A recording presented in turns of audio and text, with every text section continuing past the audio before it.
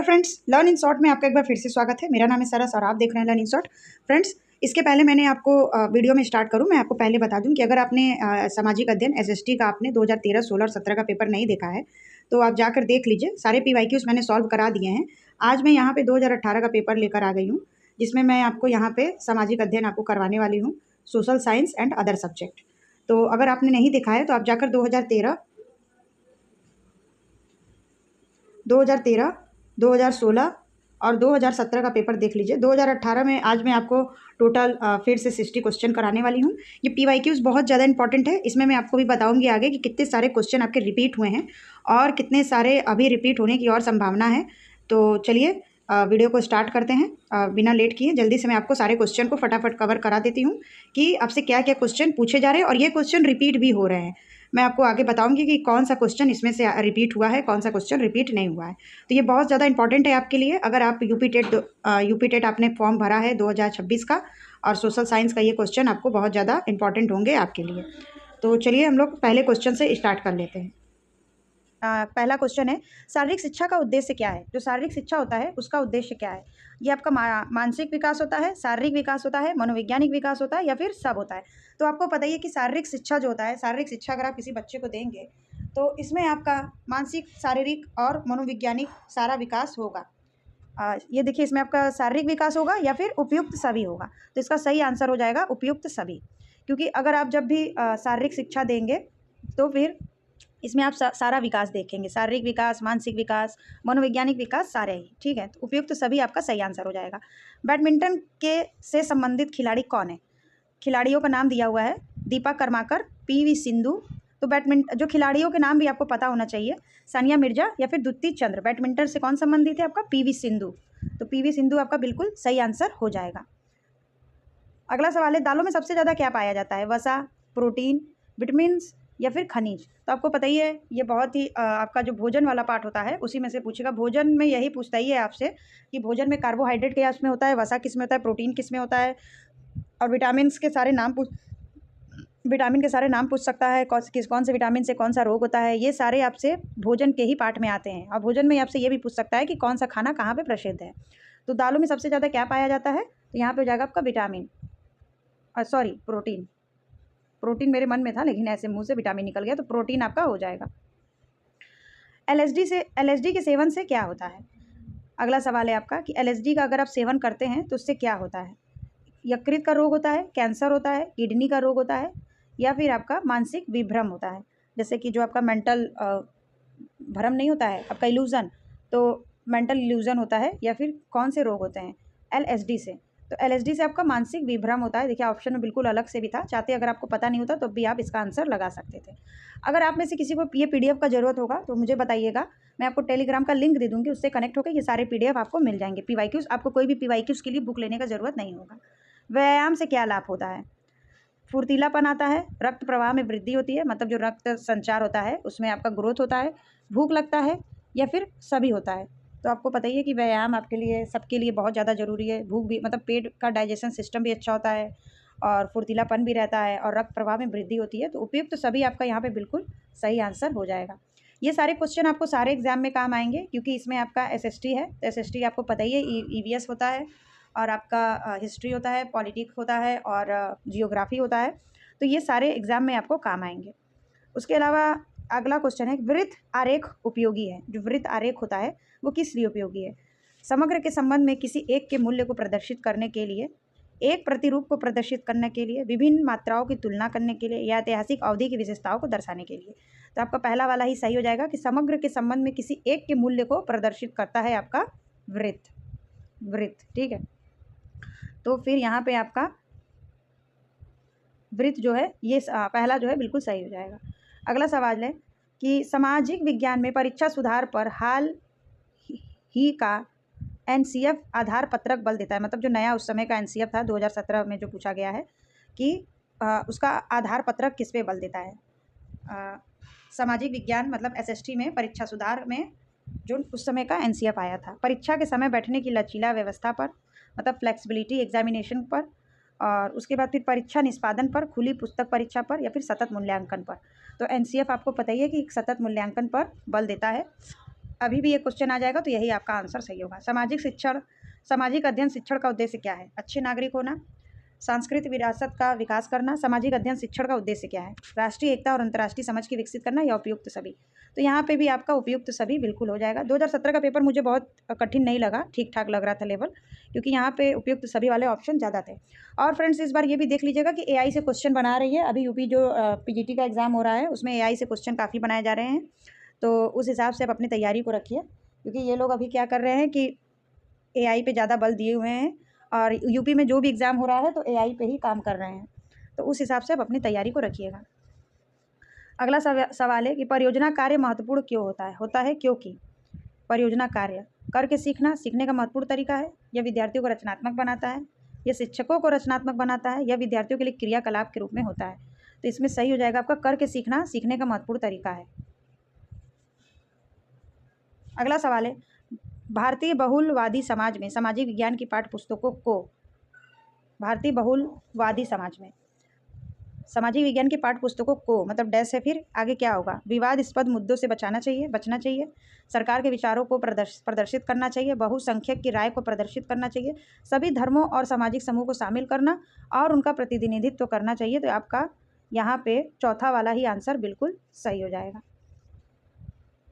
Friends मैं इस बार जो आपको क्वेश्चन करा रही हूँ, पहले मैंने आपके KVS को PYQs करवाए हैं, और उसके अलावा मैं क्या करती थी कि पहले आपको जो बुक होता था या फिर PYQs पेपर होते थे तो उसका फ़ोटो क्लिक करके करवा देती थी, लेकिन इस बार मुझे थोड़ा नए तरीके से करवाना था, तो मैंने सबका PDF बना लिया है कि ऐसे करवाने में शायद आपको भी अच्छा लगे।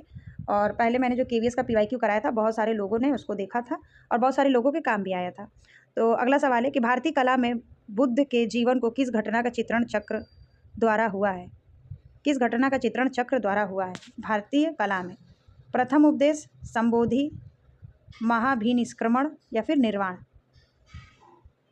जीवन की घटना के बारे में पूछा है बुद्ध के, तो यहाँ पे आपका प्रथम उपदेश जो है बिल्कुल सही हो जाएगा, क्योंकि बुद्ध ने ही क्या किया था? प्रथम उपदेश अपना दिया था। गौतम बुद्ध का जन्म लुम्बिनी में हुआ था, इसकी पुष्टि किसके अभिलेख से होती है? देखिए आप लोगों को जैन धर्म, बौद्ध धर्म और जितने भी मतलब गौतम बुद्ध का जो जन्म हुआ था, जो उनकी जीवनी थी, और महावीर स्वामी का जो जीवनी था, ये सब आपको पता होनी चाहिए। तो NCERT में दिया हुआ है, आप एक बार ज़रूर पढ़ के जाइएगा। तो गौतम बुद्ध का जन्म लुम्बिनी में हुआ था, इसकी पुष्टि किसके अभिलेख से होती है? मतलब किसके अभिलेख में यह बताया गया था कि गौतम बुद्ध का जन्म लुम्बिनी में हुआ था? हर्ष के, अशोक के, समुद्रगुप्त के या पुलकेशिन द्वितीय के? तो यहाँ पे आपका सही आंसर हो जाएगा अशोक के, क्योंकि पता है कि वो ही महाबुद्ध का वो करते थे, जैसे आज के समय कह सकते हैं ना कि फॉलोवर्स थे, फॉलो करते थे। निम्नलिखित में से कौन सा स्थल, अगला सवाल है कि निम्नलिखित में से कौन सा स्थल प्रागैतिहासिक चित्रकला के लिए प्रसिद्ध है? भीमबेटका, अमरावती, सांची या फिर बाघ? तो कौन सा प्रागैतिहासिक काल के लिए प्रसिद्ध है? यहाँ पे आपका सही आंसर हो जाएगा भीमबेटका। आत्मीय सभा की स्थापना किसने की थी? MG रानाडे, देवेंद्रनाथ टैगोर, राजा राम मोहन राय, आत्माराम पांडुरंग। तो राजा राम ने क्या किया था कि आत्मीय सभा की स्थापना की थी। अगला सवाल है कि किसके वायसराय काल में भारत की राजधानी कलकत्ता से दिल्ली स्थानांतरित हुई थी? आपको पता ही है कि पहले हम लोग की जो भारत की राजधानी थी वो कलकत्ता थी, फिर क्या हो गया था, फिर दिल्ली हो गया था। दिल्ली को 2 बार हटाया गया था राजधानी से। तो इसमें किसके शासनकाल में कौन सा वायसराय था? लॉर्ड हार्डिंग सेकेंड, और रीडिंग, कर्जन या चेम्सफोर्ड? तो जो हार्डिंग सेकेंड था, हार्डिंग सेकेंड के टाइम में क्या हुआ था कि कलकत्ता से दिल्ली स्थानांतरित किया गया था। इनमें से किस मुगल सम्राट ने राजा राम मोहन राय को अपने दूत के रूप में लंदन भेजा था? मुगल सम्राट थे, उन्होंने राजा राम मोहन राय को अपने दूत के रूप में लंदन भेजा था। Bahadur Shah first, Shah Alam first, Shah Alam second या फिर अकबर सेकेंड? तो अकबर सेकेंड क्या हुआ था कि राजा राम मोहन राय को दूत के रूप में लंदन भेजा था। हिंदू विधवा पुनर्विवाह अधिनियम निम्नलिखित में से किस वर्ष पारित हुआ था? 1846 में, 1816 में, 1856 में या फिर 1826 में? हिंदू विधवा पुनर्विवाह अधिनियम। तो यहाँ पे आपका 1856 जो है बिल्कुल सही आंसर हो जाएगा। ईस्ट इंडिया कंपनी की स्थापना के समय भारत का शासक कौन था? ईस्ट इंडिया कंपनी की स्थापना हुई थी, उसमें भारत का शासक कौन था? मुस्लिम शासन चल रहा था, आपको पता ही है। शेर शाह सूरी, अकबर, जहांगीर या फिर औरंगजेब? तो आपको पता ही है कि लास्ट जो था आपका अकबर, मतलब लास्ट नहीं, अकबर से क्या हुआ था कि ईस्ट इंडिया कंपनी की शुरुआत हुई थी और उस समय से ही मतलब जो बाहरी आ रहे थे उन लोग का आगमन शुरू हो गया था, चाहे ब्रिटिश हो चाहे फिर पुर्तगाली वगैरह हो। तो उसी समय क्या हुआ था, ईस्ट इंडिया कंपनी की स्थापना हुई थी। फिर जब औरंगजेब का टाइम आया तो ये प्रॉपर तरीके से पूरा छा गया था। फिर बहादुर शाह जफ़र से पूरा फिर चीज़ें उन पूरा लेकर भारत को कब्जे में कर लिया गया था। लेकिन अकबर के टाइम से ही क्या हुआ था कि सबका आगमन शुरू हो गया था। तो वो था आपका ईस्ट इंडिया कंपनी किसके टाइम में, अकबर के टाइम में। शेख निजामुद्दीन औलिया इनमें से किस सूफी संत के शिष्य थे? शेख निजामुद्दीन औलिया सूफी संत के शिष्य थे, ठीक है। तो कुतुबुद्दीन बख्तियार काफ़ी, मखदूम अय्यास मनेरी, बाबा फरीदुद्दीन गंज सकर या फिर अब्दुल कादिर जिलानी। शेख निजामुद्दीन औलिया, तो ये आपका बाबा फरीदुद्दीन गंज ए सकर के क्या थे, शिष्य थे। अगला सवाल है, इन बादशाहों में से कलंदर के नाम से कौन विख्यात था? देखिए ये सवाल आपका रिपीटेड है, ये सवाल पिछले बार भी पूछा गया था। तो इसमें आपका हो जाएगा अकबर। सवाल एक बार फिर से देख लीजिए, बादशाहों में से कलंदर के नाम से कौन प्रसिद्ध था, विख्यात था? अकबर, बाबर, हुमायूं या शाहजहां? पिछले बार भी ये सवाल पूछा गया था, तो ये आपका सही आंसर हो जाएगा बाबर। ये रिपीटेड क्वेश्चन है, 2016 में आई थिंक ये पूछा गया था, नहीं ये पूछा ही गया था, आई थिंक नहीं। किस राज्य ने 2011 की जनगणना में जनसंख्या को हाथ से अभिलिखित हुआ है? जनसंख्या का हाथ से अभिलिखित हुआ है। आपको पता ही कि अभी 2026 में भी ऑनलाइन पोर्टल पे सेंसेशन जो होता है आपका जनगणना वो स्टार्ट हो चुका है, और अब शायद ऑनलाइन ही आपको खुद से ही रजिस्ट्रेशन करवाना होगा। तो यूपी में तो स्टार्ट हो गया है। तो इसका सही आंसर है मणिपुर, उत्तर प्रदेश, बिहार या फिर नागालैंड। तो सही आंसर आपका हो जाएगा यहाँ पे नागालैंड। हैदराबाद कौन से नदी पर स्थित है? गोदावरी, मूसी, महानदी या फिर कृष्णा? तो हैदराबाद आपका मूसी नदी के किनारे पर स्थित है। कोयला एक उदाहरण किसका है? रूपांतरित सेल का, आग्नेय सेल का, अवसादी सेल का या उपयुक्त में से कोई नहीं? तो कोयला जो होता है ये आपका अवसादी सेल होता है। अवसादी, आग्नेय और का जो आपका रूपांतरित होता है, ये इसमें पढ़ लीजिएगा कि कौन किस में आता है। वे दो ग्रह जिनके उपग्रह नहीं है। देखिए पिछले बार सवाल पूछा था कि कौन सा ऐसा ग्रह है जिसका उपग्रह नहीं है, और इस बार दो ग्रह दे दिया। मतलब पिछले बार का मतलब 2016 वाला। 2016 वाला आपने पेपर नहीं देखा है तो जाकर देख लीजिए, मेरे चैनल पे वो वीडियो डला हुआ है, और आप चाहे तो उसको 2x की स्पीड में अच्छे से सारे क्वेश्चन को देख सकते हैं। वे दो ग्रह जिनके उपग्रह नहीं है, बुध और शनि, पृथ्वी और बृहस्पति, बुध और शुक्र, शुक्र और मंगल। तो ऐसे कौन से दो ग्रह हैं जिनके उपग्रह नहीं है? तो दो ग्रहों को देखना है। आपको पता ही कि मंगल का आपका उपग्रह है, बृहस्पति का, पृथ्वी का उपग्रह है, शनि का आपका उपग्रह है, लेकिन बुध और शुक्र के कोई उपग्रह नहीं है। तो आपका यहीं पे सही आंसर हो जाएगा। अगला सवाल है, लक्षद्वीप द्वीप समूह डैश में स्थित है? अरब सागर में, बंगाल की खाड़ी में, प्रशांत महासागर में या फिर हिंद महासागर में? अरब सागर यहाँ पे सही आंसर हो जाएगा। लक्षद्वीप आपको पता ही कि अरब सागर में, और अंडमान निकोबार पूछता तो आपका बंगाल के खाड़ी की तरफ था। तो यहाँ पे ये आपका सही हो जाएगा। निम्नलिखित में से किस क्षेत्र को विश्व का फलोद्यान कहा जाता है? फलोद्यान मतलब फल उद्यान। सवाना क्षेत्र, भूमध्य सागरीय क्षेत्र, भूमध्य रेखीय क्षेत्र या फिर टुंड्रा क्षेत्र? तो विश्व का कहा जाता है किसे? विश्व का कहा जाता है भूमध्य सागरीय क्षेत्र। देखिए भूमध्य रेखीय नहीं, भूमध्य सागरीय, दूसरा आपका बिल्कुल यहाँ पे सही आंसर हो जाएगा। संसार का छत किसे कहा जाता है? पामीर, अरावली, सतपुड़ा या म्यांमार? तो पामीर को कहा जाता है, बिल्कुल पामीर यहाँ पे सही आंसर हो जाएगा। कुछ क्वेश्चन आपके बहुत ईजी हैं, अगर जिन्होंने पढ़ा होगा उनको पता होगा, और जिन्होंने कुछ नहीं पढ़ा होगा उन्हें सब ये भी चीज़ें थोड़ी हार्ड लग रही होगी। कौन सा संसार का सबसे बड़ा मरुस्थल है? सहारा, कालाहारी, गोबी या फिर थार? तो आपको ये पता ही है कि सहारा जो है आपका संसार का सबसे बड़ा मरुस्थल है। और छत पूछा था तो छत पामीर था। पाकल डुल बिन बिजली ऊर्जा परियोजना कहाँ स्थित है? पाकल डुल पन बिजली, जम्मू कश्मीर, झारखंड, उत्तराखंड या फिर कर्नाटका? तो जो आपका पाकल डुल है पन बिजली, ये आपका जम्मू कश्मीर में स्थित है। निम्नलिखित में से कौन सी एक रोपड़ फसल नहीं है? चाय, कॉफ़ी, गेहूं या फिर रबड़? रोपड़ पूछा है तो यहाँ पे आपका गेहूं हो जाएगा। नाटो का मुख्यालय कहाँ स्थित है? लंदन में, ब्रुसेल्स में, न्यूयॉर्क में या फिर पेरिस में? नाटो का मुख्यालय आपका ब्रुसेल्स में स्थित है। अगला सवाल है, भारतीय संविधान की 8वीं अनुसूची में कितनी भाषाओं का उल्लेख है? आपको पता है कि 22 भाषाएं हैं। देखिए अब हो सकता है कि ऐसे सवाल ये सारे ना पूछे, लेकिन पूछ भी सकता है, क्योंकि 60 क्वेश्चन है तो आपका सारा इजी टू मॉडरेट रहेगा, मॉडरेट टू हाई तो रहेगा नहीं। तो यहाँ पे आपका 22 हो जाएगा। कौन सा एक भारतीय संविधान की प्रस्तावना का भाग नहीं है? प्रजातांत्रिक, धर्मनिरपेक्ष, समाजवाद या फिर संघात्मकता। तो कौन सा प्रस्तावना का भाग नहीं है? तो यहाँ पे आपका हो जाएगा संघात्मकता।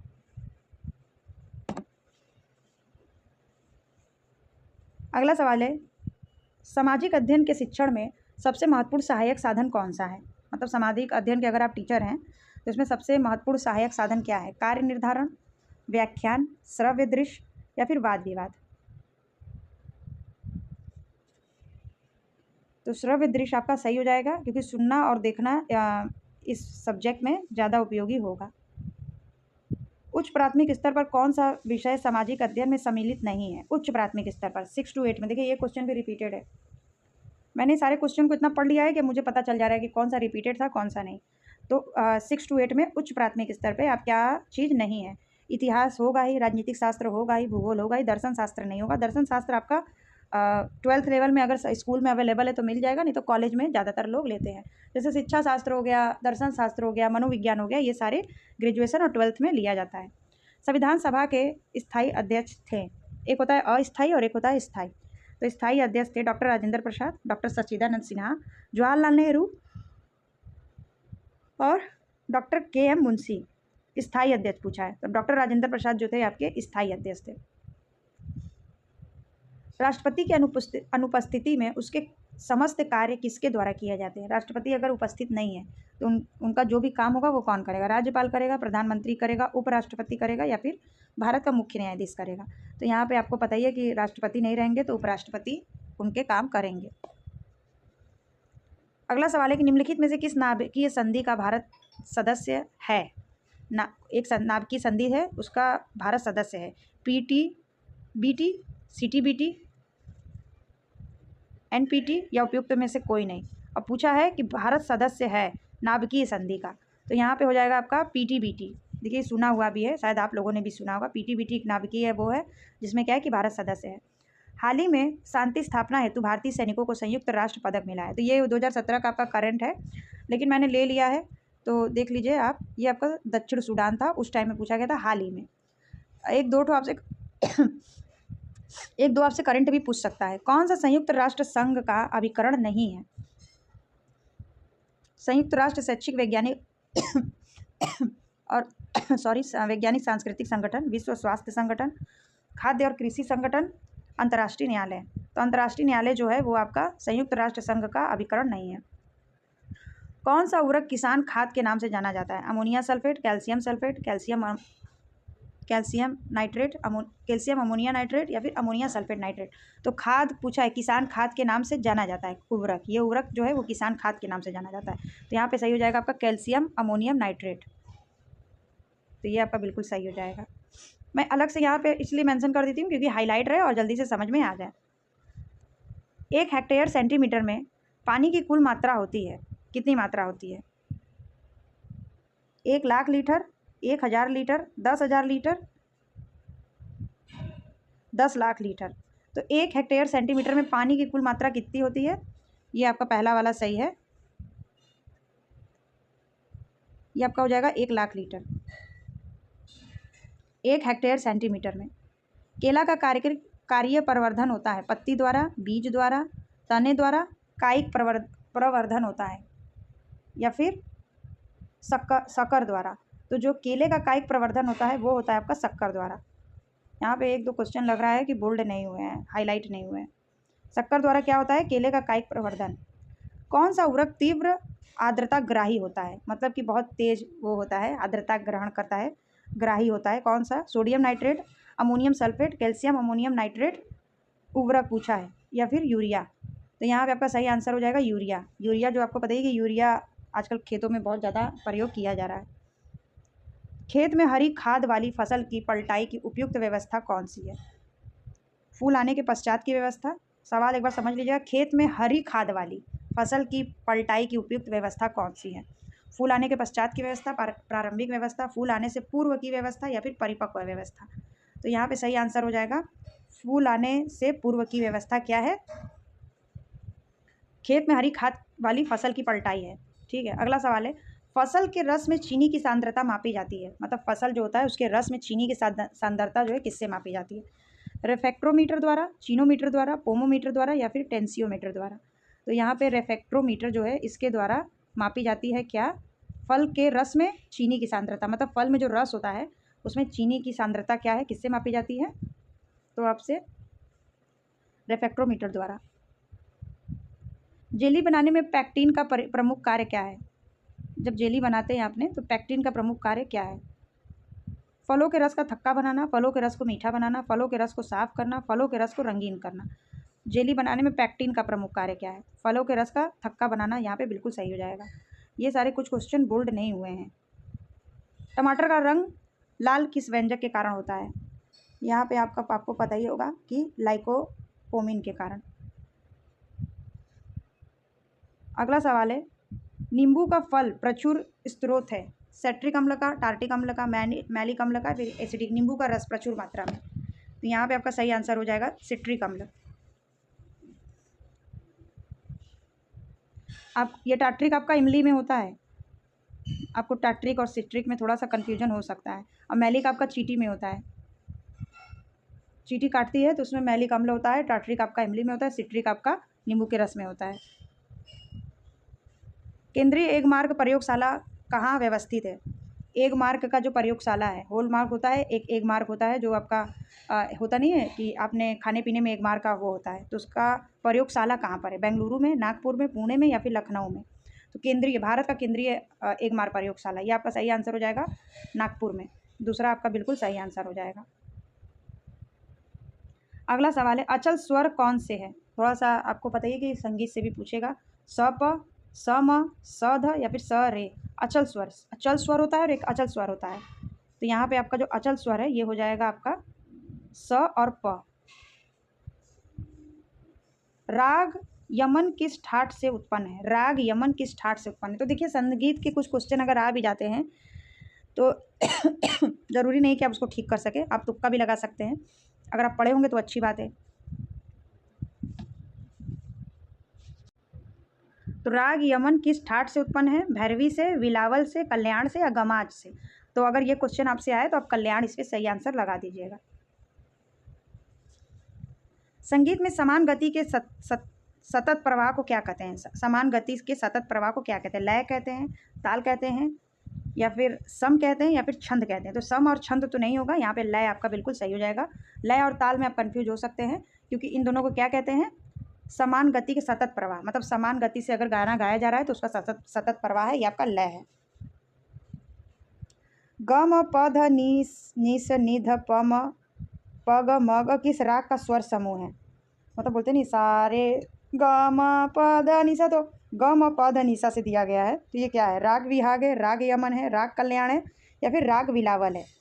ग म प ध नीस निध, तो ये आपका राग विलावल है, राग विलावल। चौथा आपका सही आंसर हो जाएगा। अगला सवाल है, झंडा गान विजयी विश्व तिरंगा प्यारा के रचयिता कौन है? ये आपका हरिवंश राय बच्चन है, रविन्द्रनाथ टैगोर है, श्यामलाल गुप्त पार्षद है, या फिर हरिशंकर परशाई है? विजयी विश्व तिरंगा प्यारा, ये गाना जो था झंडा गान, इसके रचयिता कौन थे? इसके रचयिता थे श्यामलाल गुप्त पार्षद। आप ये दोनों में कंफ्यूज हो सकते थे, ये दोनों तो नहीं ही थे, तो आप हो सकता है कि कई लोग उस टाइम हरिशंकर परसाई लगा दिए हों। थायराइड से निकलने वाला हार्मोन कौन सा है? साइंस का क्वेश्चन आ गया। 4 क्वेश्चन और है, बहुत जल्दी जल्दी हम लोग इसको कंप्लीट करने का कोशिश करते हैं। थायराइड से निकलने वाला हार्मोन इंसुलिन, पैराथार्मोन्स, थायरॉक्सिन या उपयुक्त में से कोई नहीं? थायराइड से जो निकलने वाला हार्मोन्स होता है ये आपका हो जाता है पैराथायरॉक्सिन। नाम से ही दोनों का मेल हो रहा है। अगला सवाल है, जल के माध्यम से भोजन पकाने की विधि निम्नलिखित में से कौन सी है? उबालना, स्ट्यूइंग, खदबदाना या फिर उपयुक्त सभी? तो यहाँ पे हो जाएगा आपका उपयुक्त सभी। जल से जो आप बनाते हैं तो आपका स्ट्यूइंग भी होता है, सिमरिंग भी होता है और उबालना भी होता है। ढोकला बनाने में प्रयुक्त विधि क्या है? गहरी चिकनाई विधि, खमीकरण विधि, उथली चिकनाई विधि या फिर उबालना? तो यहाँ पे मेरे ख्याल से खमीकरण हो जाएगा, और हाँ यही होगा, क्योंकि आपको पता ही है कि जब बेसन में खमीर हो जाता है तो ढोकला बनता है आसानी से।